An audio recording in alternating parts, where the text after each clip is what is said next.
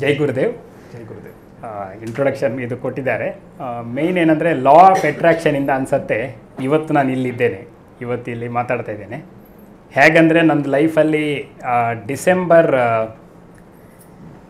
2021ರಲ್ಲಿ almost ನಂದು ಜಾಬಲ್ಲಿ ಏನು ಹೇಳ್ತೇನೆ, ಸಿಕ್ಕಿದ ಅವಕಾಶ ಎಲ್ಲ ಕರೆಕ್ಟಾಗಿ ನಾನು ಸದುಪಯೋಗಗೊಳಿಸಿದ್ದೇನೆ. ತುಂಬ ನನಗೆ ಹಿನ್ನಡೆ ಅನುಭವಿಸೋಕ್ಕಾಗಿ ಬಂದಿತ್ತು.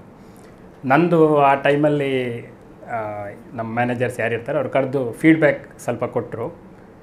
ಅಲ್ಲಿಂದ ನನಗೆ ಏನಾಗಿತ್ತು ಅಂದರೆ ನಂದು ಫಸ್ಟ್ ಮೆಂಟರ್ ಅವರು ಅಂದರೆ ಸಿಕ್ಕಿದ್ದಾರೆ. ಅದರಿಂದ ನನಗೆ ಏನಾಗಿದೆ ಅಂದರೆ ಲೈಫಲ್ಲಿ ಡಿಸಿಪ್ಲಿನ್ ಅಂದರೆ ಕಂಟಿನ್ಯೂಸ್ ಆಗಿ ಅಂದರೆ 5 o'clock ಸೆಷನ್, ಆ್ಯಕ್ಚುಲಿ ಒಂದು 4:48 ಅನಿಸುತ್ತೆ ಆಟೋಮೆಟಿಕ್ ಇದು ಅಲರ್ಟ್ ಅಂತ ಫೋನ್ ಕಾಲ್ ಬರುತ್ತೆ. ಬೆಳಿಗ್ಗೆ ಯಾವ ರೀತಿ ಫೋನ್ ಕಾಲ್ ಇದು ಎಲ್ಲಿಂದ ಅಂತ ಹೆದರಿಕೆ ಆಗ್ತದೆ ಯಾವಾಗಲೂ. ಬೆಳಿಗ್ಗೆ ಫೋನ್ ಬಂದರೆ ನನ್ನ ಹೆಂಡತಿ ಫೋನ್ ಕೊಟ್ಟಳು, ಇದು ಕಾಲ್ ಅಟೆಂಡ್ ಮಾಡಿದೆ. ದಟ್ ವಾಸ್ ಅಂದರೆ ಒಂದು ರಿಮೈಂಡರ್ ಕಾಲ್. ಈಗ ನಾನು ಏನಕ್ಕಿದು ಇಲ್ಲಿ ಲಾ ಆಫ್ ಅಟ್ರಾಕ್ಷನ್ ಹೇಳ್ತಾ ಇದ್ದೆ ಅಂದರೆ, ಅಲ್ಲಿ ನಾನು ಆ ಫಸ್ಟ್ ಕ್ಲಾಸಲ್ಲಿ ನನಗೆ ಡಿಸಿಪ್ಲಿನ್ ಬಂತು. ಅಂದರೆ ಆಲ್ಮೋಸ್ಟ್ ಅವತ್ತಿಂದ ಇವತ್ತು ತನಕ ನಾನು ಒಂದು ಕೆಲವೊಮ್ಮೆ ಹುಷಾರಿಲ್ಲದೆ ಇದು ಬಿಟ್ಟು ಮಿಕ್ಕಿ ಟೈಮಲ್ಲೆಲ್ಲ ನಂದು ಡೇ ಸ್ಟಾರ್ಟ್ ಆಗಿದೆ 4:30ಗೆ ಸಾಧಾರಣ. Beautiful. So that is A discipline. ಎಲ್ಲಿಂದ ಬಂತಂತ ಗೊತ್ತಿಲ್ಲ. ಬಟ್ ಲಾ ಆಫ್ ಅಟ್ರಾಕ್ಷನ್ ಹೇಳುವಾಗ ಏನಾಯ್ತು ಅಂದರೆ, ಗುರುದತ್ ಅವರದ್ದು ಫೇಸ್ಬುಕ್ಕಲ್ಲಿ ನನಗೆ ಯಾವುದೇ ನಾನು ಸರ್ಚ್ ಎಲ್ಲ ಮಾಡಲಿಲ್ಲ. ಜಸ್ಟ್ ನಾನು ಫೇಸ್ಬುಕ್ಕಲ್ಲಿ ಜಸ್ಟ್ ಬ್ರೌಸ್ ಮಾಡುವಾಗ ನನಗೆ ಇದರಲ್ಲಿ ಏನಕ್ಕೆ ನಾನು ಜಾಯ್ನ್ ಆದದಂದರೆ, ಮೇಯ್ನ್ ನನಗೆ ಒಂದು ಮೊದಲಿಂದ ಸ್ವಲ್ಪ ಕನ್ನಡದ ಮೇಲೆ ಒಲವು ಅಂತ ಹೇಳ್ತಾರಲ್ವ.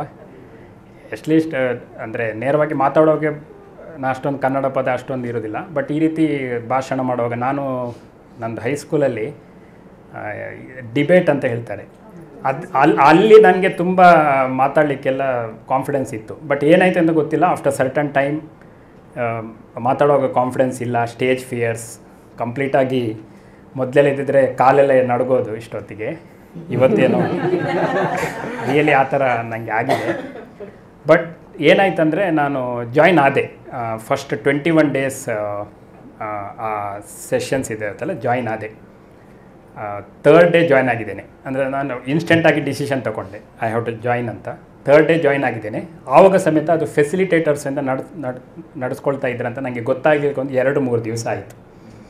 ಮತ್ತು ಅಂದರೆ ಅರ್ಥ ಆಗಿತ್ತು ಏನಾಗಿದ್ದರೆ, ಆಲ್ರೆಡಿ ಫೆಸಿಲಿಟೇಟರ್ಗೆ ಇವರು ಅಷ್ಟೊಂದು ಸಿದ್ಧಪಡಿಸಿದ್ದಾರೆ ಅಂತ ಗೊತ್ತಾಯಿತು. 21ನೇ ದಿವಸ ಆದಮೇಲೆ ಅವರಿಂದ ಒಂದು ಮೆಸೇಜ್ ಬಂತು, ಯಾರೆಲ್ಲ ಫೆಸಿಲಿಟೇಟರ್ ಆಗಿ ಜಾಯ್ನ್ ಆಗ್ತೀರಾ ಅಂತ. ಯಾವುದೇ ಯೋಚನೆ ಮಾಡಿದೆ. ಇದ್ರ ಮೊದಲು 100 ಸಲ ಯೋಚನೆ ಮಾಡ್ತಾಯಿದ್ದೆ, ನನ್ನಿಂದ ಆಗತ್ತಾ, ಸೆಷನ್ಸ್ ತೊಗೊಳ್ಬೇಕು, ಅದೆಲ್ಲ ಇರುತ್ತೆ.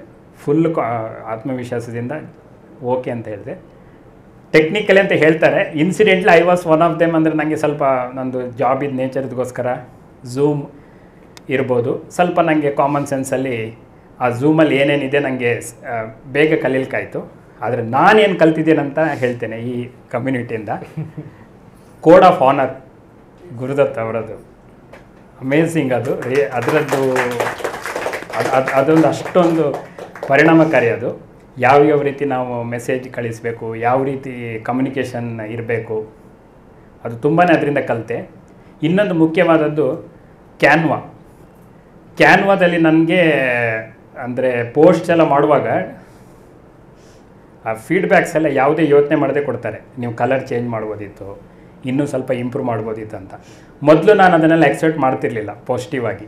ಬಟ್ ಇಲ್ಲಿ ಈ ಕಮ್ಯುನಿಟಿ ಜಾಯ್ನ್ ಆದಮೇಲೆ ಏನಂತ ಗೊತ್ತಿಲ್ಲ, ಯಾವ ಫೀಡ್ಬ್ಯಾಕ್ ಬಂದರೆ ಸಮೇತ ಎಲ್ಲನೂ ನಾನು ಪಾಸಿಟಿವ್ ಆಗಿ ತಗೊಂಡು ನನಗೆ ಕಲೀಲಿಕ್ಕೆ. ಸೊ ಅದರಿಂದ ನನಗೆ ತುಂಬಾ ಉಪಯೋಗ ಆಗಿದೆ. ತುಂಬಾ ಅಂದರೆ ನನ್ನ ಆಫೀಸಲ್ಲಿ ಸಮೇತ ನೋಡೋರೆಲ್ಲ ಹೇಳ್ತಾರೆ, ನಿಮ್ಮಿಂದ ತುಂಬಾ ಏನು ಹೇಳ್ತೀರಾ ಇಂಪ್ರೂವ್ಮೆಂಟ್ ಇದೆ ಅಂತ. ಒಂದು ಸಣ್ಣ ಇನ್ಸಿಡೆಂಟ್ಸ್ ಆಯಿತು. ನಾನೇನು ಮಾಡಿದೆ ಅಂದರೆ, ನನಗೆ ಜರ್ನಲಿಂಗ್ ಮೇಯ್ನು. ಈ ಜರ್ನಲಿಂಗಲ್ಲಿ ಇವರು ಅಂದರೆ ಒಂದು ಜರ್ನಲಿಂಗ್ ಇರುತ್ತಲ್ವ, ಅದನ್ನು ನಾನು ತುಂಬ ಅದು ನನಗೆ ತುಂಬ ಮುಖ್ಯವಾದಂತ ಅಂದ್ಕೊಂಡು ನಾನು ಶುರು ಮಾಡಿದ್ದೇನೆ ಬರೀಲಿಕ್ಕೆ. ಅದರಿಂದ ಏನಾಗ್ತದೆ ಅಂದರೆ, ಆಲ್ಮೋಸ್ಟ್ ಎವ್ರಿ ಡೇ ನಮಗೆ ನಾವು ವಿಷನ್ ಬೋರ್ಡ್ ಮಾಡಿದ್ರಿಂದ ಜರ್ನಲಿಂಗ್ ಮಾಡಲಿಕ್ಕೆ ಇಲ್ಲಿ ಇವರ ಸೆಷನ್ಸ್ ಸ್ಟಾರ್ಟ್ ಮಾಡಿದ ಮೇಲೆ ಗೊತ್ತಾದದ್ದು. ಜರ್ನಲಿಂಗ್ ಮಾಡುವಾಗ ಎಲ್ಲ ವಿಷಯದಲ್ಲಿ, ಇವತ್ತು ಹೇಳಿದ್ದಾರೆ 12 ವಿಷಯದಲ್ಲಿ, ಆಲ್ಮೋಸ್ಟ್ ಎಲ್ಲ ವಿಷಯದಲ್ಲಿ ಜರ್ನಲಿಂಗ್ ಮಾಡ್ತಾ ಹೋಗುವಾಗ ಒಂದೊಂದಕ್ಕೆ ಅವಕಾಶ ಅಂದರೆ ಸಿಗ್ತಾ ಇದೆ, ಸೊಲ್ಯೂಷನ್ ಬರ್ತಾ ಇದೆ. ನಾನು ಇವತ್ತು ಬೆಳಿಗ್ಗೆ ಲೋನ್ ಬಗ್ಗೆ ಹೇಳಿದ ಬಗ್ಗೆ ಒಂದು ಸ್ವಲ್ಪ ಅದ್ರ ಬಗ್ಗೆ ಮಾತ್ರ ಒಂದು I want to give some extra information. ಏನಾಯ್ತಂದರೆ ನಂದು ಫಸ್ಟ್ ನಾನು ಬರೆದದ್ರಲ್ಲಿ ಏನಂದರೆ I don't have any loan ಅಂತ. ಈಗ ಏನಕ್ಕಿದು I don't have any loan ಅಂತ ಬರೆಯೋದಂದರೆ it is closely associate with relationship. Because ನನ್ನ ಮನೆಯಲ್ಲಿ ನಾನು ಹೆಂಡತಿ ಮಾತಾಡ್ತಾ ಇರುವಾಗ ಒಂದೆರಡು ಸಲ ಗೊತ್ತಾಯಿತು ಕ್ರೆಡಿಟ್ ಕಾರ್ಡ್ ಯೂಸ್ ಮಾಡೋದು ಅವಳಿಗೆ ಇಷ್ಟ ಇಲ್ಲ ಅಂತ. ಸೊ ಈಗ ನಾವು ಹೇಳ್ತೇವಲ್ಲ ಏನೇನೋ ಪ್ರೋಗ್ರಾಮ್ಸ್ ಎಲ್ಲ ನಾವು ಅಟೆಂಡ್ ಮಾಡ್ತೇವೆ ಲರ್ನ್ ಮಾಡಬೇಕಂತ. ಒಂದು ಪ್ರೋಗ್ರಾಮಲ್ಲಿ ಏನಿತ್ತಂದರೆ they give some tips on relationship. General they will give some tips. ಅದರಲ್ಲಿ ನನಗೆ ಒಂದು ತಿಂಗಳಲ್ಲಿ ನನಗೆ ಏನು ಚಾಲೆಂಜ್ ಇರಲಿಲ್ಲ, ರಿಲೇಷನ್ಶಿಪ್ಪಲ್ಲಿ ಏನೂ ಚಾಲೆಂಜ್ ಇರಲಿಲ್ಲ. ಆದರೂ ನನಗೆ ಒಂದು ಇದು ಮೆಸೇಜ್ ಬಂತು, ಕ್ರೆಡಿಟ್ ಕಾರ್ಡ್ ಯೂಸ್ ಮಾಡೋದು ಅವಳಿಗೆ ಇಷ್ಟ ಇಲ್ಲ, so I should be straight forward ಅಂತ. ಒಂದು ಸಲ ಕೂತ್ಕೊಂಡು ಐ ಟೈಪ್ಡ್ ಎವ್ರಿಥಿಂಗ್, ಎಲ್ಲ ಹೇಳಿದೆ ಇಷ್ಟಿದೆ ಪ್ರಾಬ್ಲಮ್ ಅಂತ. ಅಲ್ಲಿಂದ financial discipline. So when I tell I don't have any loan ಅಂದರೆ now I know when I don't have, ಅಂದರೆ from which day onwards I don't have loan ಅಂತ ನನಗೆ ಕ್ಲಿಯರಾಗಿ ನನ್ನ ಪಿಕ್ಚರ್ ಇದೆ.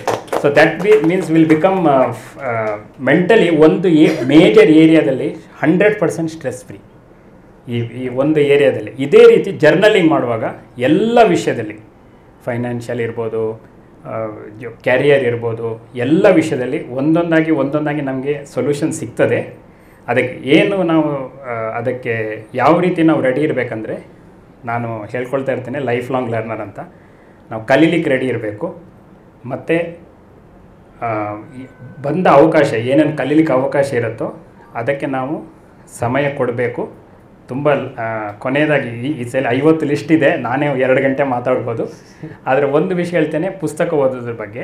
ಪುಸ್ತಕ ಓದಿರೋ ಡಿಸಿಪ್ಲಿನ್ ಸಮೇತ ಏನಾಗಿದೆ ಅಂದರೆ, ನಾನು ಹೇಳಿದೆಲ್ಲ ಆಫೀಸಲ್ಲಿ ಈ ಥರ ಫೀಡ್ಬ್ಯಾಕ್ ಕೊಡುವಾಗ ಸರ್ ಬಂದು ನಮ್ಮ ಥರ 4-5 ಜನ ಹತ್ರ ಮಾತಾಡ್ಕೊಂಡು ಬುಕ್ ಓದಿ, 7 ಹ್ಯಾಬಿಟ್ಸ್ ಓದಿ, 7 ಹ್ಯಾಬಿಟ್ಸಲ್ಲಿ ಏನೇನಿದೆ ಗೊತ್ತಾ ನಿಮಗೆ, ಇದೆಲ್ಲ ಇದೆ ಅಂತ ಹೇಳ್ತಾಯಿದ್ರು. ನಾನೀಗ ಕೆಲವರಿಗೆ ಹೇಳ್ತಾ ಇದ್ದೆ, ಅಲ್ಲಿ ಬುಕ್ ಓದೋದ್ರಲ್ಲಿ KG ನಾನು, ಅಂದರೆ ಬುಕ್ ಓದುವ ಹವ್ಯಾಸ ಇರಲೇ ಇಲ್ಲ. ಆದರೆ ಗುರುದತ್ ಅವರು 2-3 ಸಲ ಅವರು ಪ್ರಯತ್ನ ಮಾಡಿದ್ದಾರೆ. 15 ನಿಮಿಷಗಳ ಕಾಲ ನಾವು ಪುಸ್ತಕ ಓದುವಂಥ, ಅಪಾರ್ಟ್ ಫ್ರಮ್ ಅವರ ಸೆಷನ್ ಟೈಮಿಂಗಲ್ಲಿ. ಅಲ್ಲಿಂದ ನನಗೆ ಪ್ರಭಾವಿತನಾಗಿ ನಾನು ಆಲ್ಮೋಸ್ಟ್ 15 ಬುಕ್ ಓದಿದ್ದೇನೆ. ಮತ್ತು ಮಾಸ್ಟರ್ ಮೈಂಡ್ ಸೆಷನಲ್ಲಿ ಬುಕ್ಕಿದು ಸಾರಾಂಶ ಕೊಡಬೇಕಂತ ಆ ಒಂದು ಕಂಪಲ್ಸರಿ ಇರೋದಕ್ಕೋಸ್ಕರನೇ ಪುಸ್ತಕದ ಬಗ್ಗೆ ನಾನು ಅಂದರೆ ಯಾವ್ಯಾವ ಪುಸ್ತಕ ಓದಬೇಕಂತ ಒಂದು ದೊಡ್ಡ ಲಿಸ್ಟೇ ಇಟ್ಕೊಂಡಿದ್ದೆ. ಸೊ ರೀಸೆಂಟಾಗಿ ಅದನ್ನು ಸ್ವಲ್ಪ ಜಾಸ್ತಿ ಬುಕ್ ಓದಲಿಕ್ಕೆ ಸ್ಟಾರ್ಟ್ ಮಾಡಿದ್ದೇನೆ. ನಿಮ್ಮಲ್ಲಿ ಯಾರಾದರೂ ನಿಮಗೆ ಪುಸ್ತಕದ ಸಾರಾಂಶ ಯಾವುದಾದ್ರೂ ಬೇಕಂದರೆ ನನಗೆ ಕಾಂಟ್ಯಾಕ್ಟ್ ಮಾಡಿ. ನಾನು 2 ವಾರದಲ್ಲಿ ಆ ಪುಸ್ತಕದ ಮೈಂಡ್ ಮ್ಯಾಪನ್ನು ನಾನು ನಿಮಗೆ ಶೇರ್ ಮಾಡ್ತೇನೆ. So that you can get some interest on that book. But ನೀವು ಆ ಬುಕ್ಕನ್ನು ಇನ್ ಡೆಪ್ತ್ ಆಗಿ ಓದಿದರೆ ಮಾತ್ರ ಅದರದ್ದು ಅವರು ಲೇಖಕರಿಗೂ ಅದು ಒಂದು ಏನು ಹೇಳ್ತೀರಾ, ಒಂದು ಹಾನರ್. ಪುಸ್ತಕ ಕೈಯಲ್ಲಿ ನೋಡಬೇಕು, ಪುಸ್ತಕ ಸ್ಮೆಲ್ಲಿಂದ ಓದಬೇಕು, ಖಾಲಿ ಮೈಂಡ್ ಮ್ಯಾಪ್ ಅಲ್ಲ.